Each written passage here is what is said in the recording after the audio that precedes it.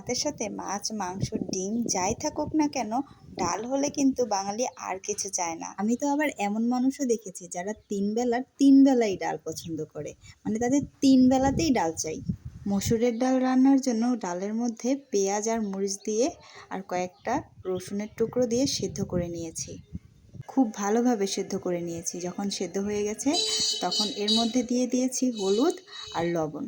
এই যে দেখেন, হলুদ আর লবণ দেওয়ার পরে কিন্তু এগুলোকে খুব ভালোভাবে ঘোটাঘুটি করে নেব আমি। আর হ্যাঁ, অবশ্যই খুব ভালোভাবে চেক করে নেবেন যে ডালটা সেদ্ধ হয়েছে কিনা।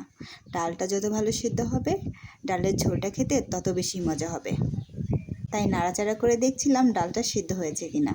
আলহামদুলিল্লাহ, ডালটা কিন্তু খুব ভালোভাবে সিদ্ধ হয়ে গেছে। প্রিয় বন্ধুরা, এই যে ভিডিওটা দেখছেন, আপনারাও কি ডাল পছন্দ করেন? পছন্দ করে থাকলে অবশ্যই কমেন্টে জানিয়ে যাবেন। আর যদি ভিডিওটা ভালো লাগে তাহলে অবশ্যই লাইক, কমেন্ট আর সাবস্ক্রাইব করে পাশে থাকবেন। কারণ আমার রান্না কিন্তু থাকে বাঙালিয়ানার ছোঁয়া। আমি আপনি প্রতিনিয়ত যে খাবারগুলো খাই, সেই খাবারগুলো আমি কিভাবে বানাই সেগুলোই আপনাদের সাথে ভালোবেসে শেয়ার করি। যাই হোক, ডালটাকে কিন্তু এখন খুব ভালোভাবে ঘোটাঘুটি করব। আমার যতক্ষণ না মনে হবে যে ডালটা পারফেক্টভাবে ঘোটাঘুটি হয়েছে, ততক্ষণ এটাকে আমি ঘুরতেই থাকবো। আপনাদের সাথে ডালের ভিডিওটা শেয়ার করার পরে একটা কথা মনে পড়ে গেল। আমরা যখন 5 থেকে 6 ঘন্টা জার্নি করার পরে কোথাও যাই বা বাড়ি ফিরি, তখন মুখের স্বাদটা কিন্তু এই ডাল আর ডিম ভাজিতেই হয়ে যায়।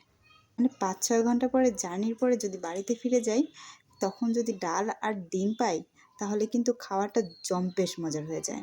যাই হোক, ঘোটাঘুটির পরে পানি দিয়েছি, সেটা স্কিপ হয়ে গেছে ভিডিওটা। এই যে দেখেন, বাগার দিয়ে ফেললাম। আমার পেঁয়াজটা একটু তাজা তাজা আছে, আমার বাচ্চাটা কান্না করছিল, তাই তাড়াহুড়া করে রান্নাটা করে ফেললাম।